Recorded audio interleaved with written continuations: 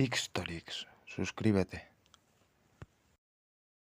El Imperio Nuevo arranca en el año 1550 y acaba en el 1085 a.C.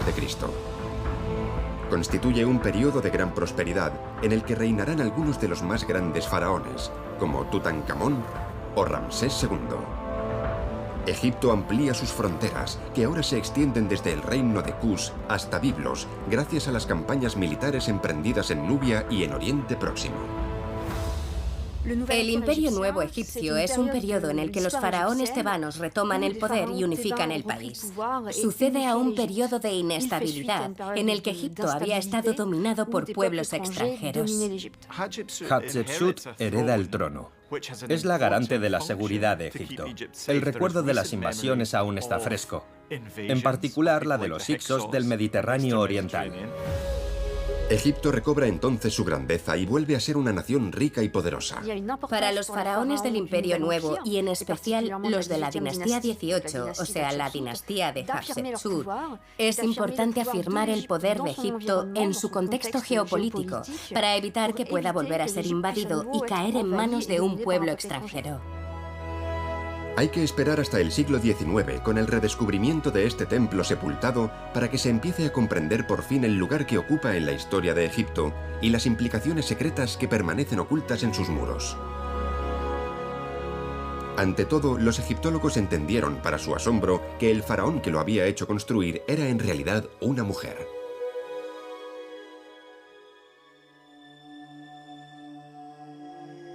A priori, nada podía hacer presagiar a los egiptólogos la existencia de una reina convertida en faraona. A lo largo del siglo XIX, numerosos descubrimientos irán desvelando la historia de Hatshepsut y de su templo.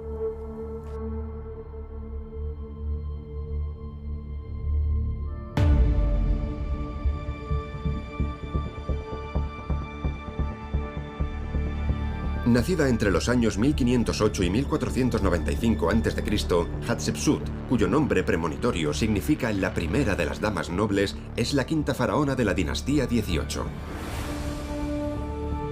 Hatshepsut es hija del faraón Tutmosis I y de Ahmose. El faraón tenía varias esposas y será en segundas nupcias como Tutmosis I engendrará a un hijo, Tutmosis II, el hermanastro de Hatshepsut. Para preservar el linaje real, Hatshepsut se casó con su hermanastro Tutmosis II y ambos tuvieron una hija, Neferura. Luego, en segundas nupcias, al igual que su padre, Tutmosis II engendró un hijo, Tutmosis III, sobrino de Hatshepsut y abocado por la tradición real a convertirse un día en faraón. La historia está pues escrita de antemano, por lo menos en teoría.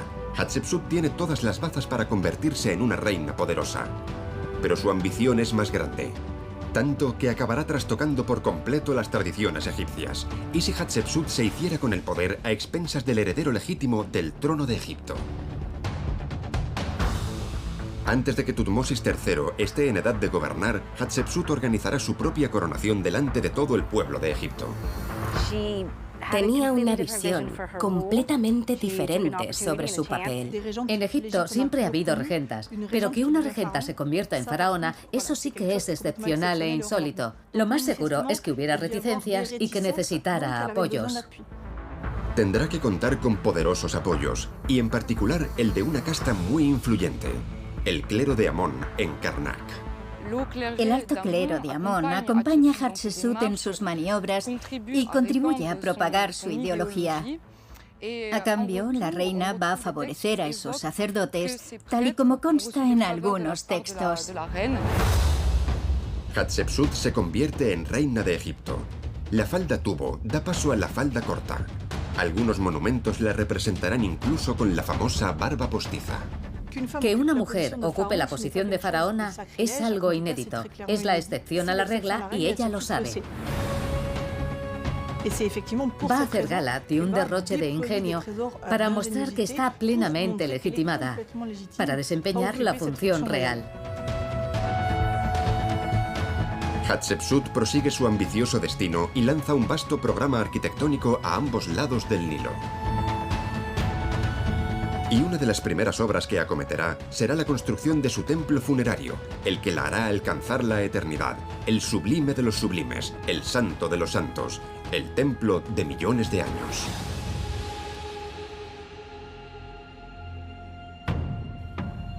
Tal y como hicieran los soberanos que la precedieron, Hatshepsut se erige un templo monumental con una arquitectura ambiciosa e innovadora. Escoge un lugar simbólico, al comienzo de la montaña tebana, en el circo rocoso de Deir el-Bahari, en la orilla contraria a Tebas, la actual Luxor y capital del antiguo Egipto. La franja occidental del Nilo es el lugar en el que se pone el sol. La vida futura del faraón se concebía a la manera de un viaje. El faraón se identifica con el sol, que se pone en el oeste y por la noche atraviesa el mundo subterráneo para renacer en el lado oeste al alba. Las necrópolis tienden a ser erigidas en la franja occidental del Nilo. El templo es un pedestal para la montaña tebana. Edificado poco después del año 1479 antes de nuestra era, este colosal monumento, construido en 15 años, tiene una doble función.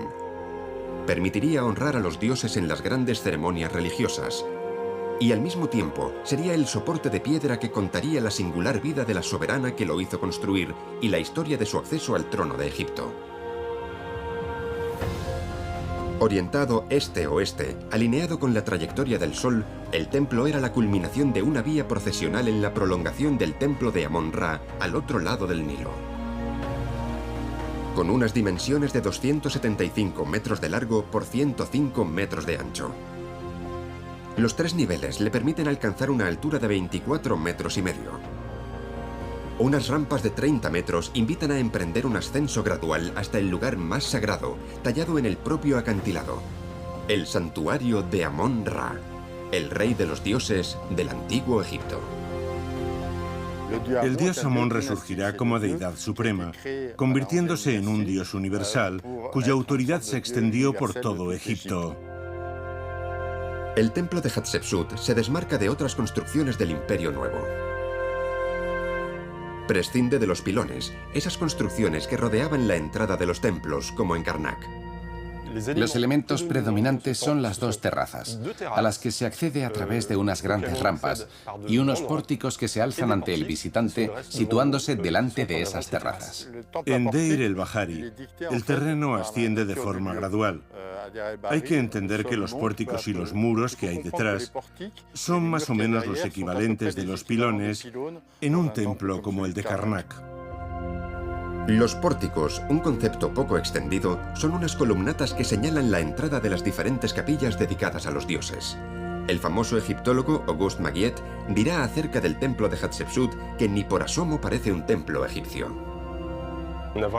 No parece un templo egipcio, porque no tiene esas columnas con capiteles florales.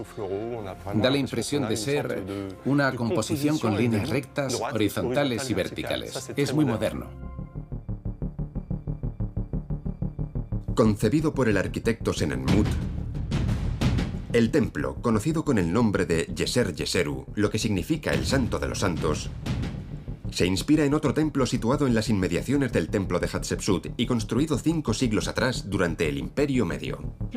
Decide construirlo al lado del templo de Mentuhotep II.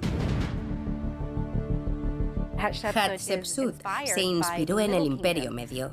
Hizo construir su célebre templo funerario de Deir el-Bahari, justo al lado del de Mentuhotep II. Retomó su estilo innovador con su estructura en terraza.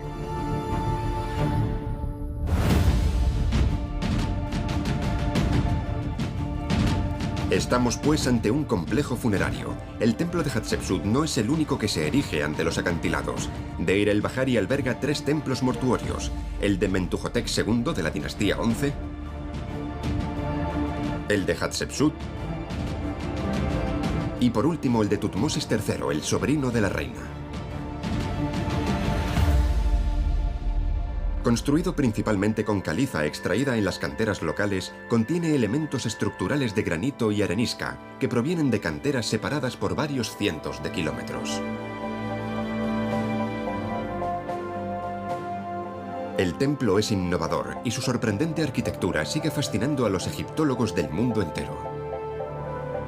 Es grandioso. Es un lugar muy particular. Es como si desprendiera una fuerza magnética. Es un portento arquitectónico. Su capacidad de maravillar permanece intacta, es impresionante. Su esplendor emana de su marco incomparable. Esa armonía entre el decorado natural y la arquitectura. Y ese ascenso escalonado con esos pórticos es absolutamente fabuloso. Muy diferente de las demás construcciones de Egipto. ¿Cómo ha podido emerger en el paisaje egipcio un edificio tan original?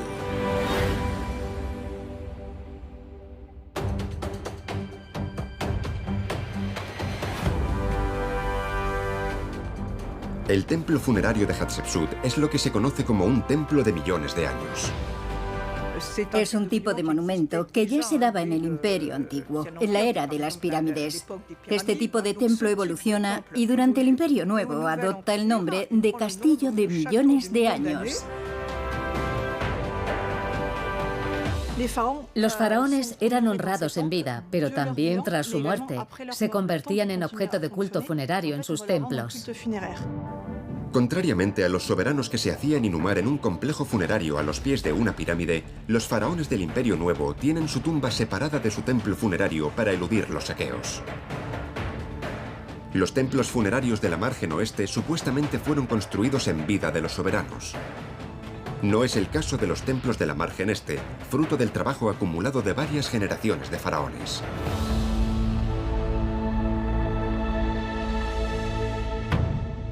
La arquitectura de los templos del Imperio Nuevo encuentra nuevas formas. En el Imperio Nuevo, la arquitectura evoluciona considerablemente. En el ámbito funerario, se renuncia a las pirámides, y en la arquitectura religiosa los templos serán más vastos. Cada monarca aportará su contribución. Por ejemplo, el templo de Karnak. Veremos los mayores templos jamás edificados en Egipto. La construcción durará unos 15 años entre la planificación, la extracción de las piedras, el transporte, el ensamblaje. Comienza en el 7º año del reinado de Hatshepsut. El templo presenta un arreglo de terrazas y de pórticos compuestos de columnas, con varias capillas dedicadas a los dioses y a la familia real, y 4 estancias cuyas paredes ilustran los grandes episodios de la vida de la soberana. Un camino procesional daba acceso al templo, bordeado de esfinges con cuerpo de león y la cabeza de la faraona Hatshepsut, rematada con un tocado propio de los faraones. El templo de millones de años estaba conectado con otro templo a través de un camino de 2000 codos, o sea, 1053 metros. Una barbaridad. Ese otro templo, el Templo del Valle, se hallaba donde están ahora los campos.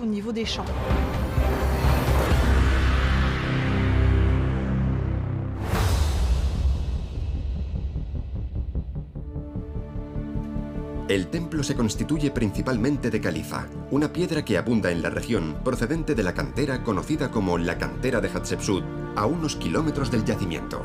Durante el reinado conjunto de Hatshepsut y de Tutmosis III, el revestimiento de los templos era bien de caliza, bien de arenisca.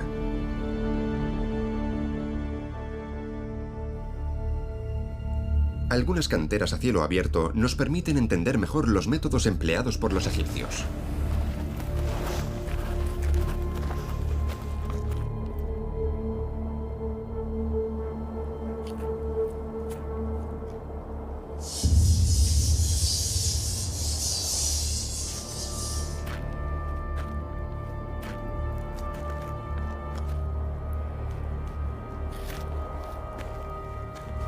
El yacimiento de Gebel el Silsila es una de las canteras explotadas por Hatshepsut, situada a 160 kilómetros del templo de Deir el-Bahari.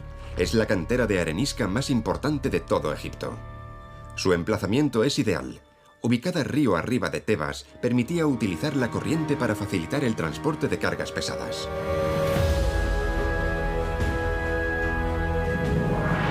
Sirvió durante siglos para edificar los templos egipcios, en particular los de los imperios Medio y Nuevo. La arenisca servía a la vez de material de construcción y para la creación de elementos ornamentales. En la margen este aún pueden verse esculturas inacabadas. Hatshepsut hará extraer cientos de miles de toneladas de la cantera para erigir sus numerosas construcciones. El yacimiento caído en el abandono es una mina de oro para los arqueólogos y arquitectos modernos deseosos de entender los métodos empleados por los egipcios. La primera etapa de la extracción consistía en arrancar el bloque. Era la fase más difícil.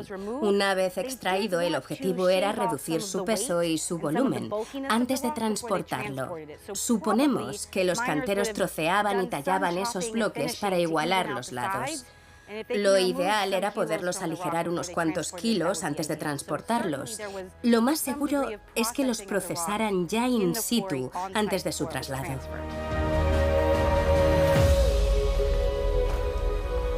Se servían de herramientas rudimentarias como tijeras de cobre o de bronce.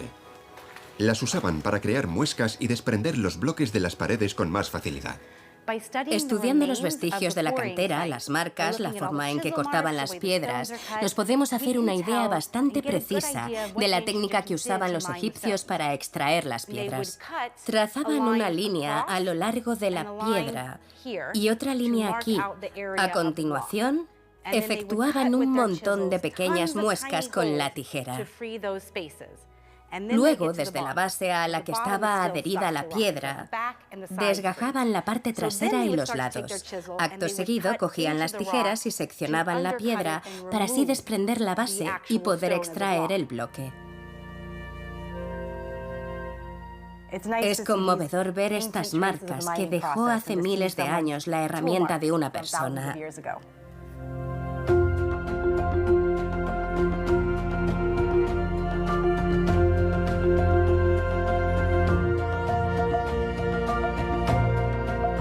Los egipcios fueron capaces de acometer construcciones con mucha menos mano de obra y mucho más rápido de lo que cabría pensar. Nos imaginamos vastas expediciones con varios miles de personas, pero en realidad las barracas de los obreros eran bastante pequeñas. Se contaban por cientos más que por miles. Cabe pensar que habría unos cuantos obreros cualificados, asistidos por cuadrillas de obreros encargados de empujar, tirar o desmenuzar. Pero para cargar con según qué masas, materializar la entrada a los recintos sagrados o esculpir sus voluminosas moles de un solo bloque, como los obeliscos, los egipcios recurrían a un material mucho más resistente: el granito. En la mentalidad egipcia, el granito es más noble y más resistente que la piedra caliza. Está hecho para durar eternamente. Por lo general, el granito rojo se usaba para las entradas de los templos egipcios, ya que creían que el material tenía propiedades que lo hacían más resistente. Además, tenía una relación especial con el sol. Los portales de granito rojo permitían al dios del sol acceder a todos los templos. Pero tallar el granito es un gran reto. Gracias a un vestigio monumental exhumado en otro yacimiento, en Asuán, los egiptólogos han desentrañado el secreto. El obelisco inacabado de Asuán es descomunal. De una altura de 42 metros y 1.200 toneladas, desgraciadamente se rompió cuando los obreros lo intentaron desprender de la cantera. Descubrieron bolas de dolerita. La dolerita es una piedra mucho más dura que el granito. En realidad, esas bolas se utilizaban como mazos, con los que se golpeaba el granito para labrarlo por percusión. Era un trabajo muy laborioso, pero en una jornada se devastaban varios centímetros cúbicos de granito. Pero para tallar estos gigantes de granito, los egipcios recurrían también a otro método especialmente eficaz que les permitía rematar un obelisco en menos de un año. En las inmediaciones de ese obelisco se hallaron restos de carbón vegetal y ladrillos calcinados. Esos restos delataban el uso de una técnica poco común, que es la de calentar la piedra para volverla más frágil. Se tardaba 26 veces menos en trabajar el granito. Los grandes templos egipcios planteaban toda una serie de retos técnicos a lo largo de su construcción, empezando por la extracción y la talla de las piedras. Pero, ¿cómo transportar esos bloques de varias toneladas en barco hasta las áreas de construcción? Xtorix, suscríbete.